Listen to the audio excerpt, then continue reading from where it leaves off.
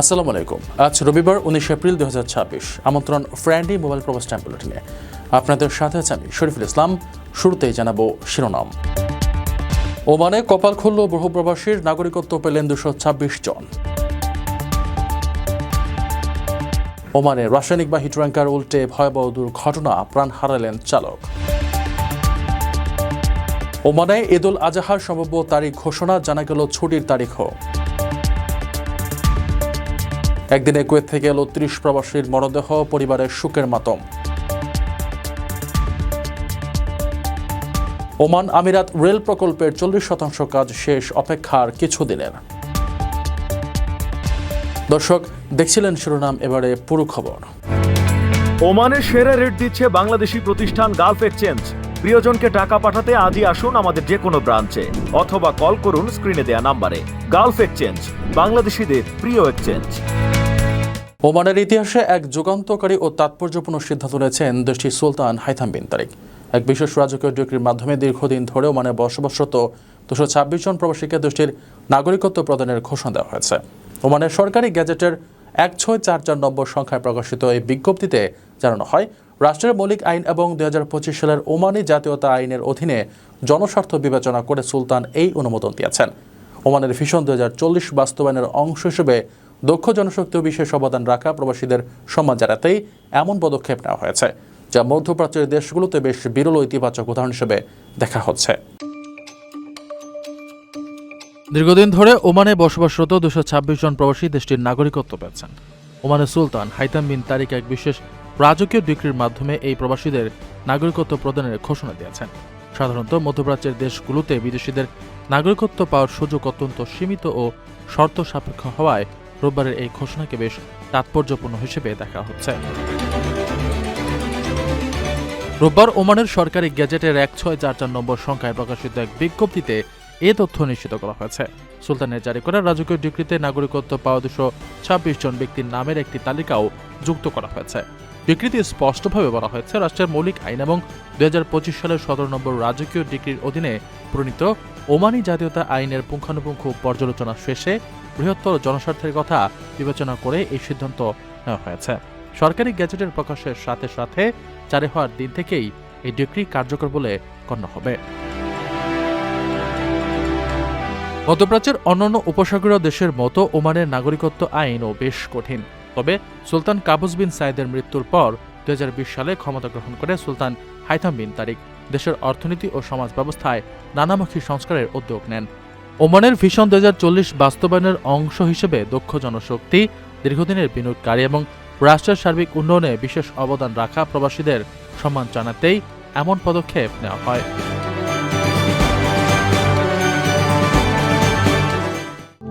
প্রবাসীদের জন্য নির্মাণ হচ্ছে দেশের প্রথম স্মার্ট সিটি, যেখানে থাকছে স্কুল, মসজিদ, হাসপাতাল, সুইমিং পুল, হেলিপ্যাড, পাঠাগার, জিম, সুপারমার্কেট, শিশু পার্ক সহ সকল নাগরিক সুবিধা।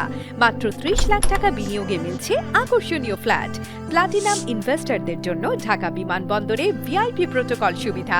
বিস্তারিত জানতে যোগাযোগ করুন স্ক্রিনে দেয়া হোয়াটসঅ্যাপ অথবা ইমো নাম্বারে। ওমান ও সংযুক্ত আরব আমিরাতের মধ্যে সংযোগ স্থাপনকারী মেগা প্রকল্প হাফিদ রেলের নির্মাণ কাজ অত্যন্ত দ্রুত গতিতে এগিয়ে চলছে। প্রকল্পের সংশ্লিষ্ট কর্তৃপক্ষ জানিয়েছে, 238 কিলোমিটার দীর্ঘ এই রেল লাইনের প্রায় 40% কাজ ইতিমধ্যে সফলভাবে সম্পন্ন হয়েছে। পাহাড় কেটে সুড়ঙ্গ তৈরি আধুনিক প্রকৌশল বিদ্যার সমন্বয়ে নির্মিত এই প্রকল্পটি শহর বন্দর থেকে আবুধাবির দূরত্ব কমিয়ে মাত্র 100 মিনিটে, বিশেষ করে নির্মাণ কাজে 1 কোটি নিরাপদ শ্রম ঘণ্টা পার করার মাধ্যমে কাজের নিরাপত্তা ও গুণগত মান নিশ্চিত করা হয়েছে। ওমানের আল বুরাইমিতে বিপজ্জনক রাসায়নিক পদার্থবাহী একটি ট্যাঙ্কার উল্টে ভয়াবহ দুর্ঘটনা ঘটেছে। এই মর্মান্তিক ঘটনায় ট্যাঙ্কারের চালক নিহত হয়েছেন। ওমানের বেসামরিক প্রতিরক্ষা ও অ্যাম্বুলেন্স কর্তৃপক্ষ তাদের বিবৃতিতে দুর্ঘটনার এ তথ্য নিশ্চিত করেছে। তথ্য অনুযায়ী শনিবার আল বুরাইমি প্রদেশে বিপজ্জনক পদার্থ বহনকারী একটি ভারী ট্যাঙ্কার নিয়ন্ত্রণ হারিয়ে হঠাৎ উল্টে যায়। দুর্ঘটনার পরপরই ট্যাঙ্কারটি থেকে বিপজ্জনক রাসায়নিক পদার্থ লিক হতে শুরু করে এবং তা আশপাশে ছড়িয়ে পড়ার আশঙ্কা তৈরি হয়। খবর পেয়ে দ্রুত ঘটনাস্থলে ছুটে যায় সিডিএ এর বিশেষায়িত অগ্নি নির্বাপন ও উদ্ধারকারী দল। তারা তাৎক্ষণিকভাবে দুর্ঘটনাস্থল ঘিরে ফেলে এবং সার্বিক নিরাপত্তা নিশ্চিত করে। উদ্ধারকর্মীদের দ্রুত ও কার্যকর তৎপরতায় ট্যাঙ্কার থেকে নির্গত হওয়া বিপজ্জনক পদার্থের ছড়িয়ে পড়া সফলভাবে নিয়ন্ত্রণে আনা সম্ভব হয়। উদ্ধারকারী দল অত্যন্ত তৎপরতার সঙ্গে বড় ধরনের পরিবেশগত বিপর্যয় রোধ করতে সক্ষম হলেও দুর্ঘটনায় ট্যাঙ্কারের চালককে বাঁচানো সম্ভব হয়নি। কর্তৃপক্ষ জানিয়েছে, বর্তমানে ওই এলাকার পরিস্থিতি সম্পূর্ণ স্বাভাবিক ও নিরাপদ রয়েছে। আপনার স্বপ্নগুলো আকাশ ছুবে প্রবাসীর হেলিকপ্টারের মাধ্যমে। বিয়ে, জন্মদিন অথবা যে কোনো বিশেষ প্রয়োজনে হেলিকপ্টার ভাড়া করতে যোগাযোগ করুন স্ক্রিনে দেয়া নাম্বারে। প্রবাসীর হেলিকপ্টার, নিরাপদ ও সাশ্রয়ী বাহনের বিশ্বস্ত নাম। ওমানে আগামী ২৭ মে বুধবার পবিত্র ঈদুল আজহা উদযাপিত হওয়ার প্রবল সম্ভাবনা রয়েছে। দেশটির প্রখ্যাত জ্যোতির্বিজ্ঞান বিশেষজ্ঞ ডক্টর সুবাই বিন রহমান আল সাদি মহাজাগতিক হিসাব নিকাশের উপর ভিত্তি করে বিশেষ পূর্বাভাস দিয়েছেন। তার গবেষণা অনুযায়ী জিলহজ মাসের নতুন চাঁদ ১৭ মে দিবাগত রাতে জন্ম নেবে এবং ১৮ মে থেকে জিলহজ মাস শুরু হবে। সেই হিসেবে ২৬ মে পবিত্র আরাফাতের দিন এবং পরদিন ওমানে পবিত্র ঈদ পালন করা হবে।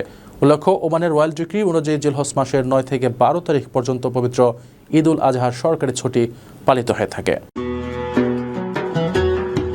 ওমানে আগামী ২৭ মে বুধবার পবিত্র ঈদুল আজহা উদযাপিত হওয়ার সম্ভাবনা রয়েছে।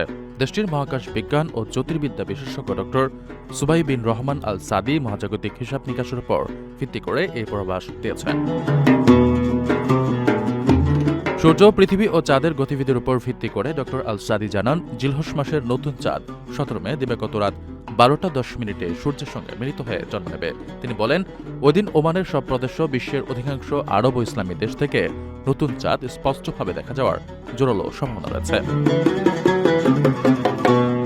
বিশেষ করে মাস্কাট প্রদেশে সূর্যাস্তের প্রায় ৫৫ মিনিট ৪৬ সেকেন্ড পর চাঁদটি অস্ত যাওয়ার কথা রয়েছে। এ সময় চাঁদটি সূর্য থেকে প্রায় ১২ ডিগ্রি দূরে এবং পশ্চিম দিগন্ত থেকে ১১ ডিগ্রি উপরে অবস্থান করবে, যা খালি চোখে চাঁদ দেখার জন্য অত্যন্ত অনুকূল। জ্যোতির্বিজ্ঞানের হিসাব অনুযায়ী ১৮ মে জিলহজ মাসের প্রথম দিন হিসেবে গণ্য হবে। এর ফলে পবিত্র আরাফাতের দিন হবে ২৬ মে এবং ঈদুল আজহা উদযাপিত হবে ২৭ মে। ওমানের রয়্যাল ডিক্রি অনুযায়ী দেশটিতে জিলহজ মাসের ৯ থেকে ১২ তারিখ পর্যন্ত ঈদুল আজহার সরকারি ছুটি পালিত হয়ে থাকে। ঈদের প্রথম দিন শুক্রবার পড়লে ক্ষতিপূরণ হিসেবে অতিরিক্ত একদিন ছুটি দেওয়া হয়।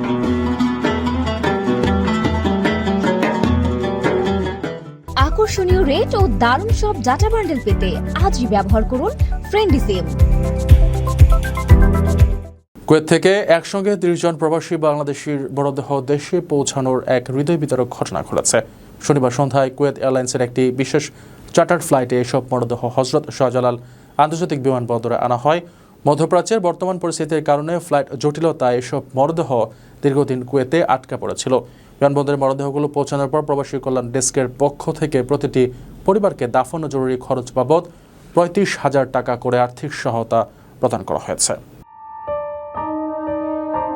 কুয়েত থেকে একসঙ্গে ৩০ জন বাংলাদেশি প্রবাসীর মরদেহ ফিরেছে দেশে।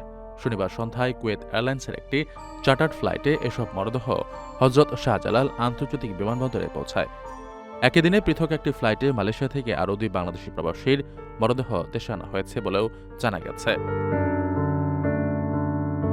প্রবাসী কল্যাণ ডেস্কের কর্মকর্তারা জানান, মধ্যপ্রাচ্যে চলমান যুদ্ধ পরিস্থিতির কারণে একাধিকবার কুয়েতগামী ফ্লাইট বাতিল হওয়ায় এসব মরদেহ নির্ধারিত সময়ে দেশে আনা সম্ভব হয়নি। পরে বিশেষ চার্টার ফ্লাইটের মাধ্যমে মরদেহগুলো দেশে আনার ব্যবস্থা করা হয়।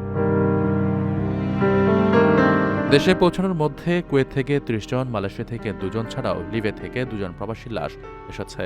লাশগুলো পরিবারের কাছে হস্তান্তরের সময় সরকারের ওয়েজার্নার্স কল্যাণ বোর্ড থেকে দাফন ও অন্যান্য খরচ বাবদ প্রতিটি পরিবারকে ৩৫,০০০ টাকা করে আর্থিক সহায়তা প্রদান করা হয়েছে। এছাড়া ওই পরিবারগুলো অন্য কোনো আর্থিক সুবিধা বা বীমার পাওনা পাওয়ার যোগ্য হলে তা দ্রুততম সময়ে প্রদান করা হবে। ওমানের আল বুরাইমি প্রদেশে বিপজ্জনক রাসায়নিক পদার্থবাহী একটি ভারী ট্যাঙ্কার উল্টে এক মর্মান্তিক সড়ক দুর্ঘটনা ঘটেছে। এতে ঘটনাস্থলে প্রাণ হারিয়েছেন ট্যাঙ্কারটির চালক। ওমানের বেসামরিক প্রতিরক্ষা অ্যাম্বুলেন্স কর্তৃপক্ষ জানিয়েছে, ট্যাঙ্কারটি উল্টে যাওয়ার পর রাসায়নিক পদার্থ লিক হতে শুরু করলে এলাকায় বড় ধরনের পরিবেশগত বিপর্যয়ের আশঙ্কা তৈরি হয়। তবে উদ্ধারকারী দলের দ্রুত অত্যন্ত কার্যকর তৎপরতায় সেই বিপজ্জনক পদার্থ ছড়িয়ে পড়া সফলভাবে নিয়ন্ত্রণে আনা সম্ভব হয়েছে। বর্তমানে এই এলাকা পরিস্থিতি সম্পূর্ণ স্বাভাবিক ও নিরাপদ ঘোষণা করেছে কর্তৃপক্ষ। ওমান ও সংযুক্ত আরব আমিরাতের মধ্যে রেল যোগাযোগ স্থাপনের বহুল প্রতীক্ষিত হাফিজ রেল প্রকল্পের কাজের উল্লেখযোগ্য অগ্রগতি হয়েছে। সংশ্লিষ্ট কর্তৃপক্ষের বরাতে জানানো হয়েছে, দুই দেশের মধ্যে সংযোগ স্থাপনকারী এই মেগা প্রকল্পে নির্মাণ কাজের 40% ইতিমধ্যে সম্পন্ন হয়েছে। ইতিহাদ রেল, ওমান রেল এবং মুবাদালা ইনভেস্টমেন্ট কোম্পানির যৌথ উদ্যোগে পরিচালিত হাফিজ রেল মূলত 238 কিলোমিটার দীর্ঘ একটি কৌশলগত অবকাঠামো। রেললাইনটি আল আইন, আল বুরাইমি, ওয়াদি আল জিজ্জি এবং সোহারের মতো গুরুত্বপূর্ণ শহর ও শিল্পাঞ্চলগুলোর উপর দিয়ে যাবে। যাত্রাপথে বেশ কিছু দুর্গম পার্বত্য এলাকা এবং গভীর উপত্যকা থাকায় এর নির্মাণ কাজে অত্যাধুনিক প্রকৌশল বিদ্যার আশ্রয় নেওয়া হয়েছে।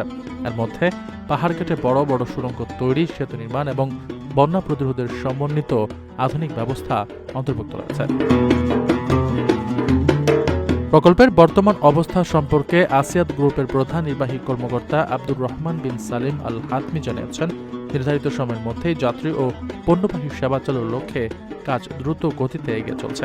ইতিমধ্যে এ প্রকল্পে 2,70,00,000 ঘনমিটার মাটি খনন ও ভরাট কাজ করা হয়েছে এবং 1,00,000 ঘনমিটারও বেশি কংক্রিটের কাজ সম্পন্ন হয়েছে।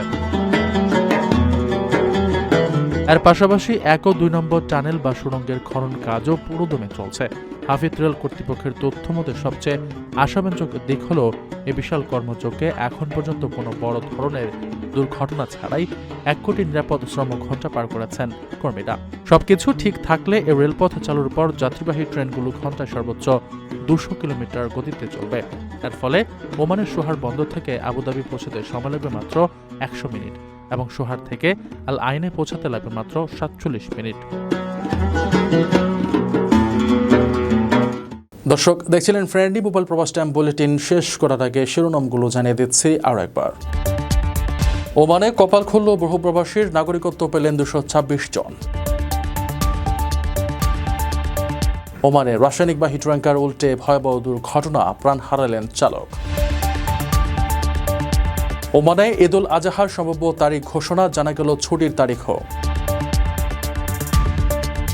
একদিনে কুয়েত থেকে এলো 30 প্রবাসীর মরদেহ, পরিবারের সুখের মাতম। ওমান আমিরাত রেল প্রকল্পের 40% কাজ শেষ, অপেক্ষার কিছুদিনের। এই ছিল ফ্রেন্ডলি মোবাইল প্রবাস টাইম বুলেটিনের আজকের আয়োজনে। প্রবাসের সর্বশেষ সংবাদ পেতে ভিজিট করুন probastimes.net, সাবস্ক্রাইব করুন আমাদের ইউটিউব চ্যানেল এবং চোখ রাখুন ফেসবুক পেজে। পরবর্তী বুলেটিন দেখার আমন্ত্রণ জানিয়ে আজকের মতো বিদায় নিচ্ছি আমি শরীফুল ইসলাম। সেই পর্যন্ত সবাই ভালো থাকবেন এবং নিরাপদে থাকবেন। আল্লাহ হাফেজ।